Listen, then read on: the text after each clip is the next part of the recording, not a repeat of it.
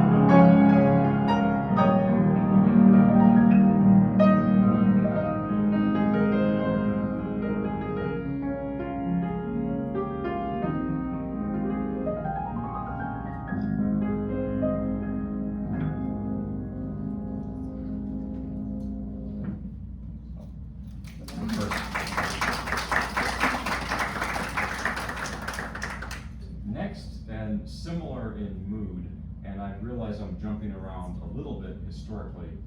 This is a work called May Breezes by Felix Mendelssohn. It's from the Songs Without Words for piano, but you normally hear it in a version by Fritz Kreisler for violin. That's why I'm playing it. It's originally for piano, but you hear it more on the violin.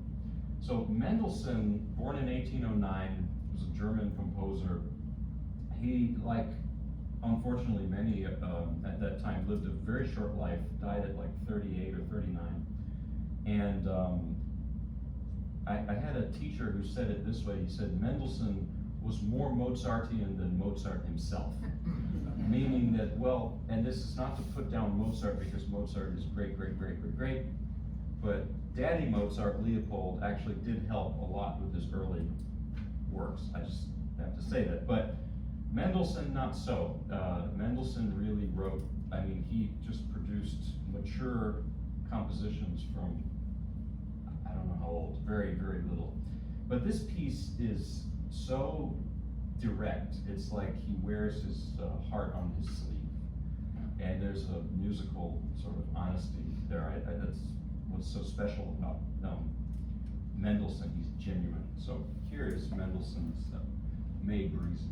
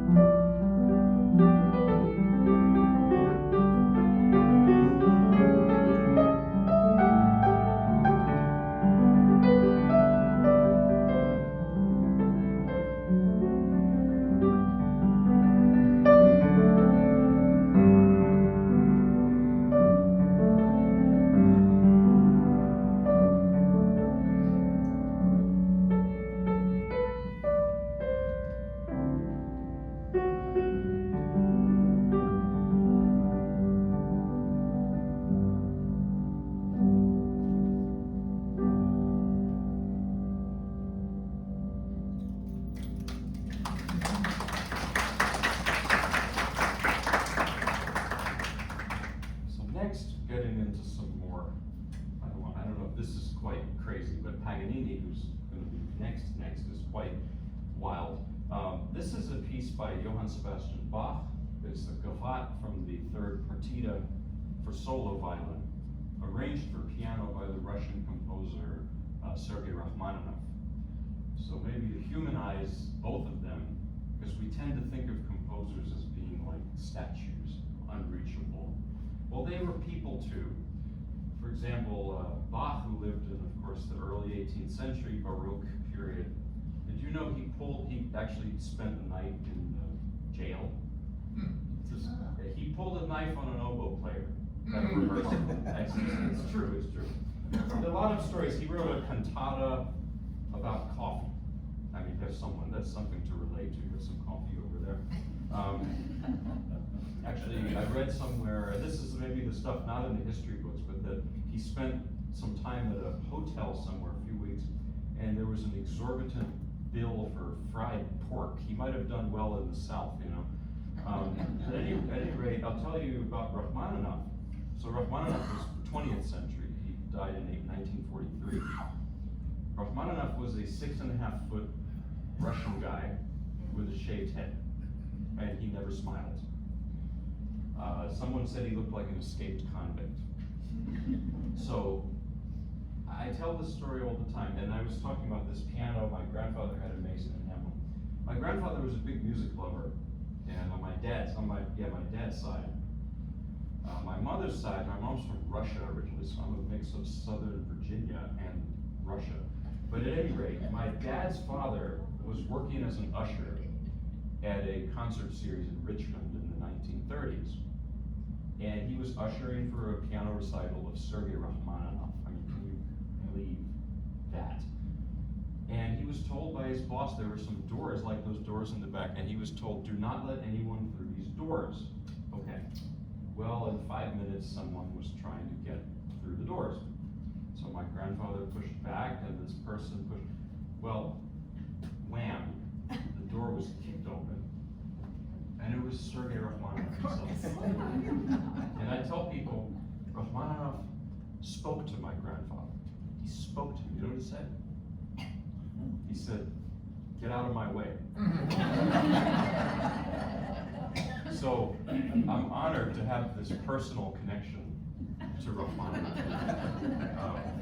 Here's the Gavotte from the third partita arranged by Rachmaninoff. And one scholar had this interesting idea that they found that in some letters of Bach or something, that the solo string instrument suites for solo cello, solo violin, even though they're secular dances, Gavotte is a secular dance, it's a French dance, that actually they're supposed to represent, because Bach was a church musician, he was very religious, and so that they possibly represent biblical scenes. I still haven't figured out what this piece is, if that's the case, but you tell me maybe later.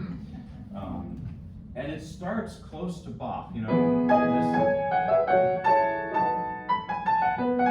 but by the end it really becomes more Rachmaninoff. It sounds like Russian bells. That's Russia there, Moscow, you know. Not Russia now, which is, I don't want to say, but then, you know.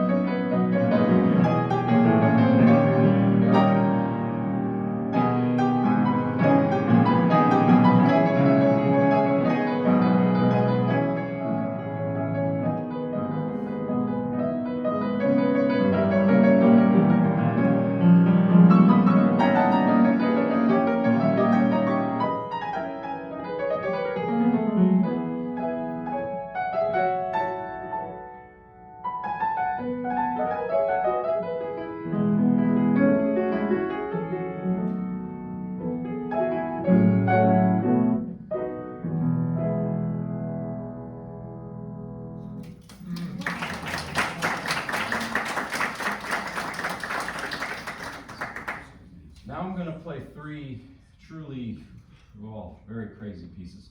So Paganini was like one violinist, one of my favorite violinists, Ivry Gitlis, said that Paganini was like the Big Bang in music, and especially in violin music, because Paganini, his style, first of all, it comes from nowhere. It's just his own.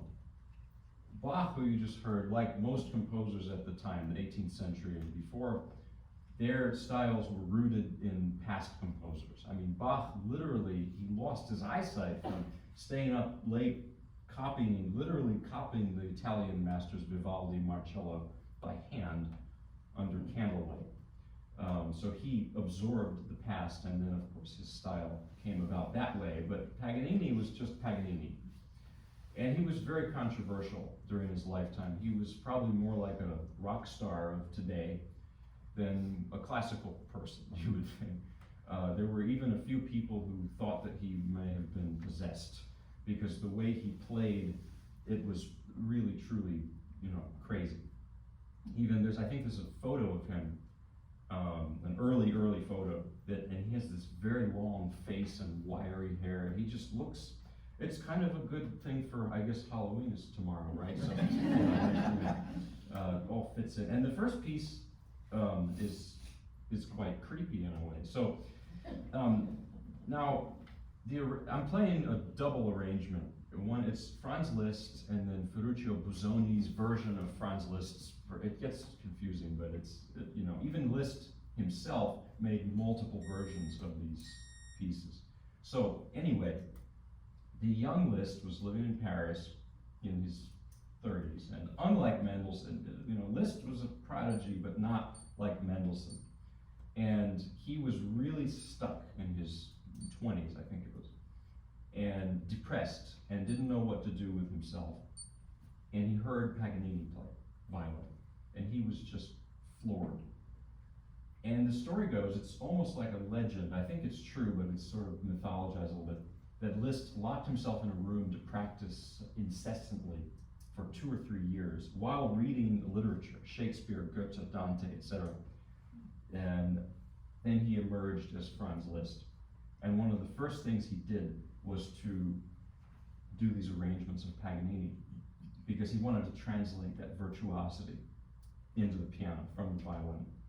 So the first is called Tremolo, the first of these, and it's actually based on 2 solo violin caprices by Paganini. And the tremolo, this is a tremolo music, this vibrating. I like to think of music as images or stories, like we mentioned earlier. And this, well, I've been to Italy a couple times, it's wonderful. And I went once in May, and I was expecting what I had experienced before, which was sunshine and great food and warm weather. Well, it was gray and cold and damp and miserable. And I went to there was this cathedral in Tuscany somewhere on a mountain.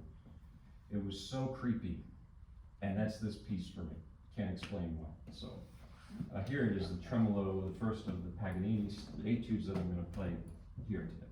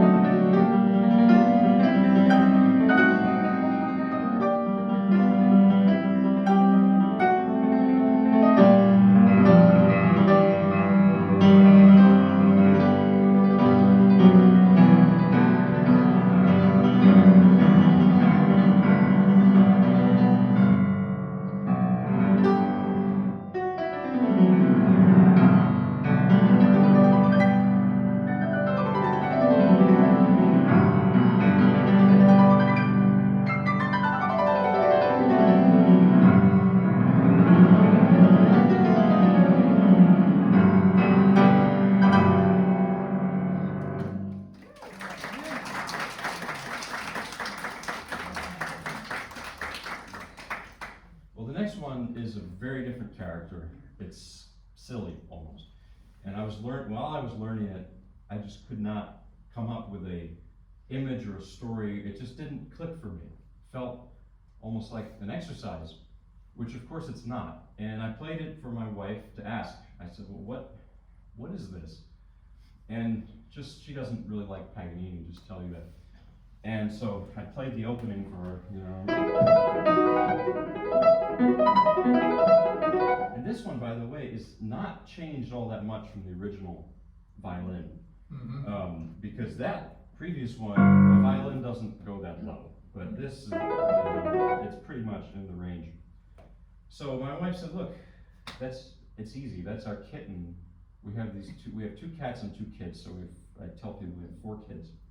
The kitten playing, he has this toy, it's like a ball and a string, and it goes in a circle. It's like a merry-go-round thing. Whacks it and it comes around, he whacks it, and he does this all day and all night, and I have bags under my eyes because of it. And so, this is called the arpeggio, so you can hit up, down, up, down. I can't picture it any other way now. So here it is.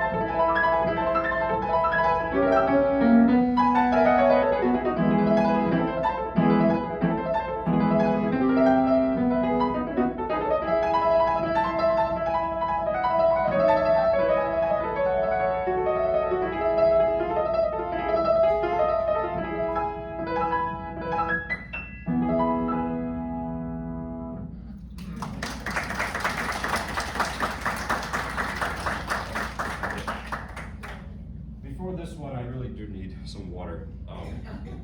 This is a famous, or maybe infamous piece, La Campanella, arranged, of course, by Liszt and Busoni. And the Busoni version is actually quite a bit different from the usually played Liszt version. So if you know that, this is a bit different. And this, of course, both Liszt and Busoni change it completely from the original. The original is the last movement of the second violin concerto, Paganini. And this is more like a fantasy or theme and variations on the melody, really. So La Campanella means little bell, and you can hear it throughout the piece in the upper register of the piano. It's,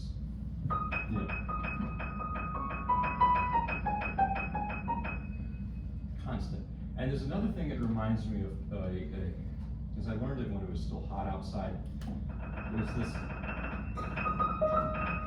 you know when there's a gnat or a mosquito that just doesn't, it keeps buzzing by your ear? That's that maybe. So the melody or the theme, the motif is famous,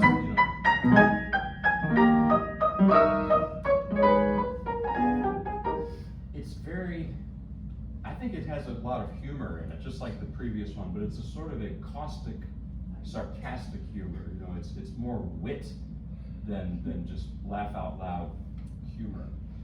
But anyway, here is La Campanella. Good luck to you and me.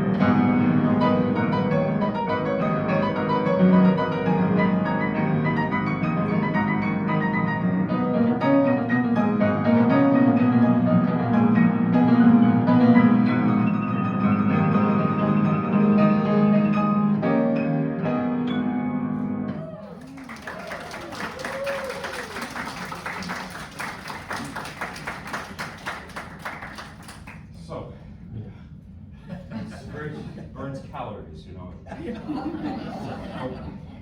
Well, now I'm going to play some more mellow things. It has to be like a meal.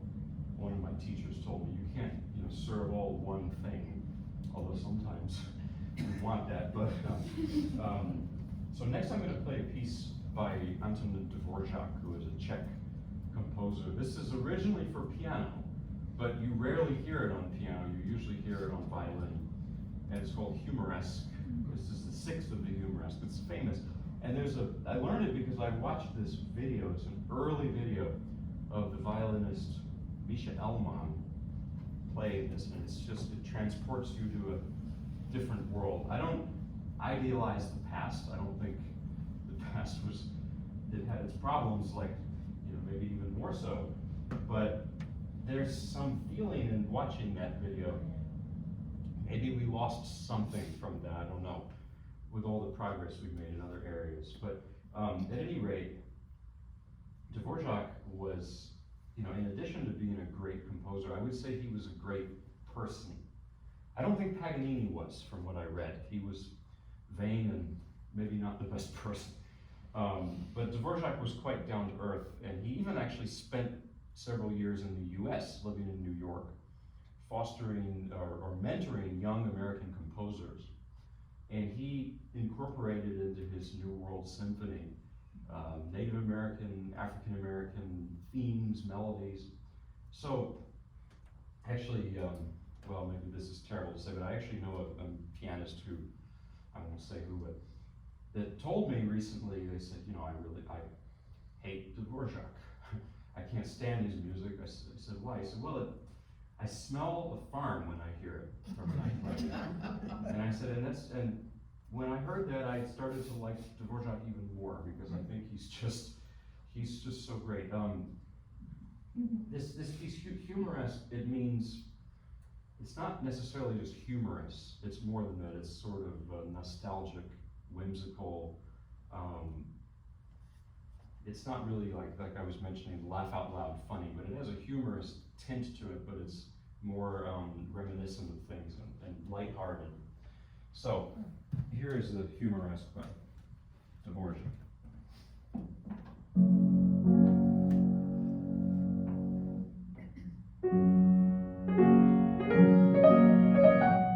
Let's do that again. Something with the pedals there. Yeah.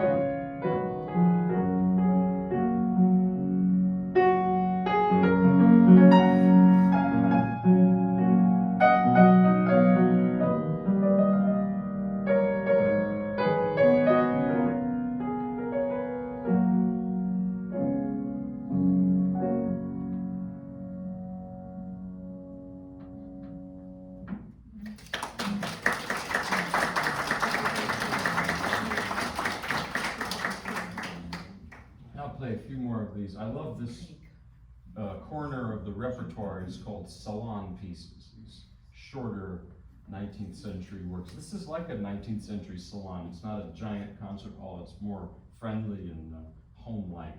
So next I'm going to play, this is an arrangement of Oh Danny Boy, the Londonderry air, by Percy Grainger. Percy Grainger was an unusual and oddball Australian composer. Not really the best person, but I won't get into it. But lovely arrangement, and he did a lot of great music. So the text of this is presumably it's a father singing to his son about who's going off to fight in the First World War. That's what they think it is. But there's also a gospel hymn called "He Looked Beyond My Fault" with different words. By the way, at the end I usually do a little Southern gospel improv if you want, so I can do it. That's not violin related, but it's okay. But at any rate, this is, I hope it sounds like Danny Boy to you, because Percy Grainger, of course, does all this stuff to it. But violinists love to play this on their recital, so I figured that counted towards the violin program.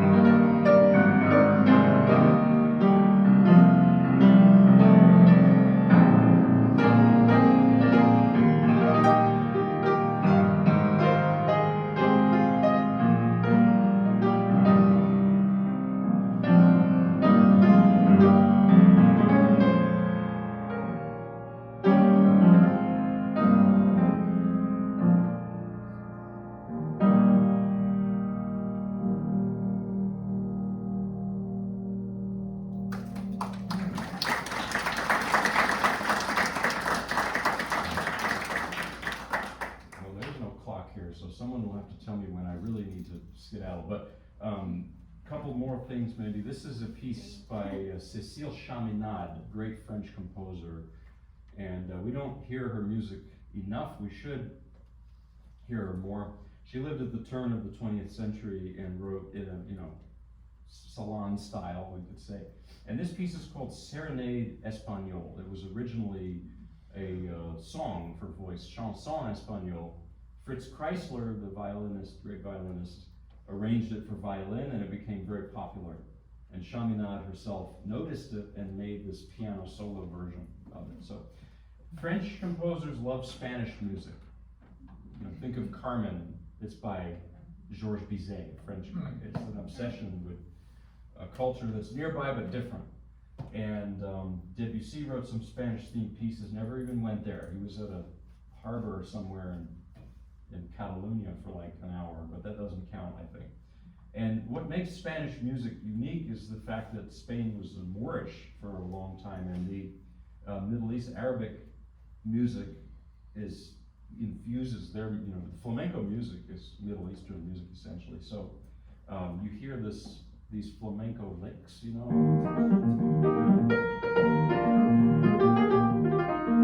so it gives it that character. So anyway, here is the piece.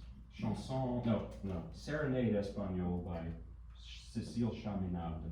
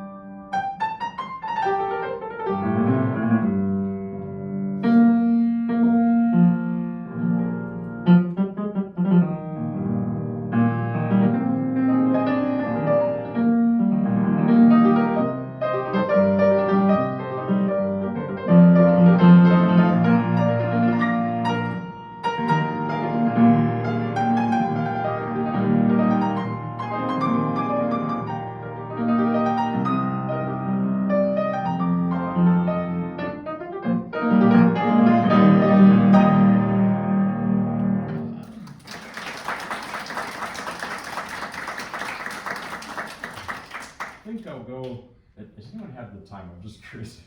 7:20. Okay. So then one more classical and then a little more, maybe a couple gospels. So this is a piece by Saint-Saëns. It's called Étude en forme de valse, study in the form of a waltz. It's a sort of a waltz and it's a sort of a not a waltz. That's what I say. Grew up in New Jersey, so that came out. Now Saint-Saëns was a 19th century French composer, very, very influenced by Liszt, actually, they were friends. But he lived a little bit later, was born a little later. So, and he actually lived, interestingly enough, he lived into the 20th century and absolutely hated the music of Stravinsky and Debussy and all the 20th century. He just hated it. But he was a child prodigy. And not only that, he was also an archaeologist, a mathematician, a philosopher. He wrote, he did everything. I don't know how. And the story is that when he was 10 years old, he gave his first recital in Paris. And at the very end, he says to the audience, which one of the 32 Beethoven sonatas would you like me to play? I have them all memorized. Brat, you know, to say. Anyway, he's great. And this piece, you know, it's very comic. I think he takes 19th century salon music to a caricature level almost. And this would fit perfectly for the background to a silent film, or maybe some Bugs Bunny or Tom and Jerry. It would work perfectly because of the contrasts, and it gets very dramatic, and then it sort of thumbs its nose at you. So it's a very funny piece, and classical music can be and should be funny. Even Mr. Beethoven wrote some very humorous pieces, really, so.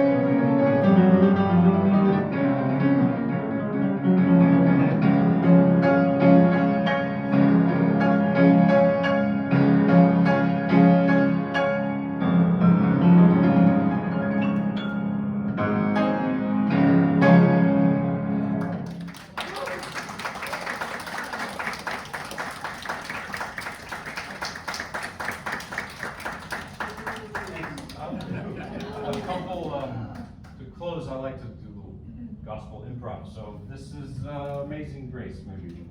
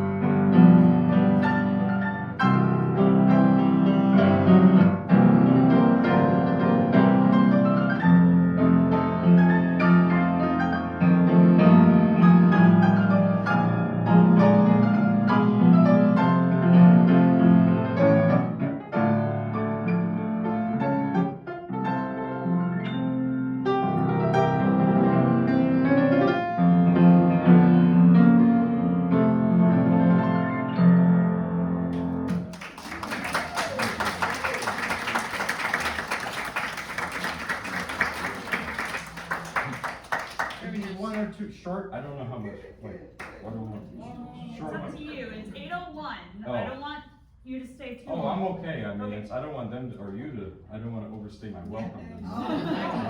Okay. So a couple more. I always feel an hour is not. You know. Well, Come again. That's true. I have more things. So I'll do a couple more gospel. This is Peace in the Valley by Thomas Dorsey. You know, he wrote it in 1939 for Mahalia Jackson, who I think was the greatest singer, maybe greatest for me musician ever.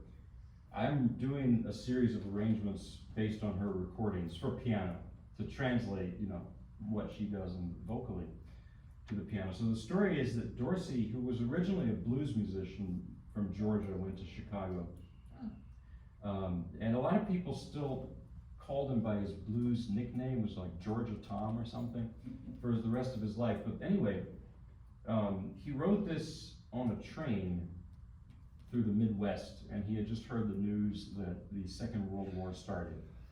And the music just came to Peace in the Valley. There will be peace in the valley. Unfortunately to say, so apt for today. So here it is.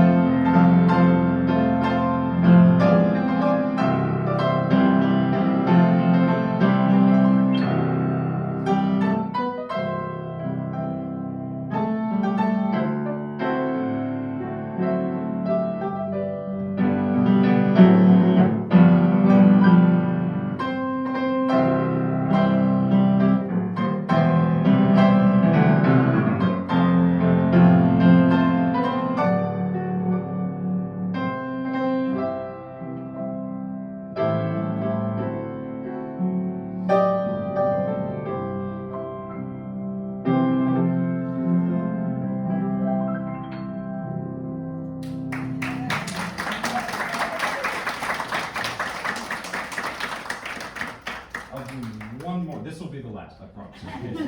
I'm a night person. The mornings, and then at night I start to get. Okay, so this is called. This is by Albert E. Brumley, who wrote "I'll Fly Away," and I'm going to do this in an over-the-top, countrified style. Like I mentioned, I grew up in New Jersey, so I didn't pick it up there, but I did pick it. I studied in Texas, and I quickly, you pick it up. The music's in the air, and this is called "Jesus Hold My Hand," and it's a real like barnstormer, they call it. Yeah, I did play this. I substituted at a church over the weekend. I played this, and I felt a little bad. I don't know, but because maybe it's too much. For some churches, I think it would work, but it depends on the church. So this was a downtown church, so anyway. But it's a wonderful piece. I'm gonna do a little Jerry Lee Lewis like improv. I don't know. We'll see what happens. It's always, yeah. How's it go again? Okay, I think I got it.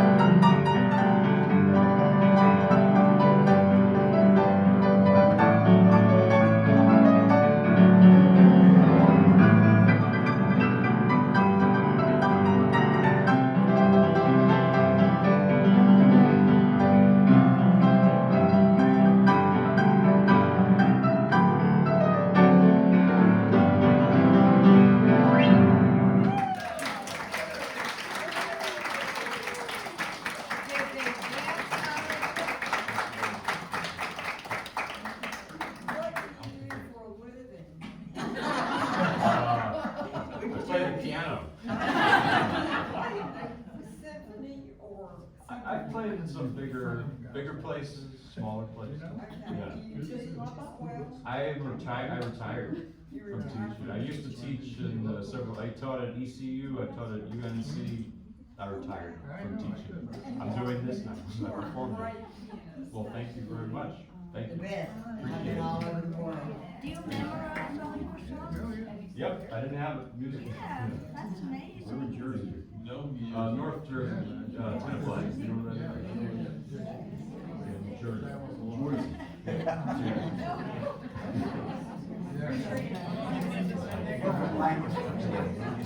Oh, welcome to the South.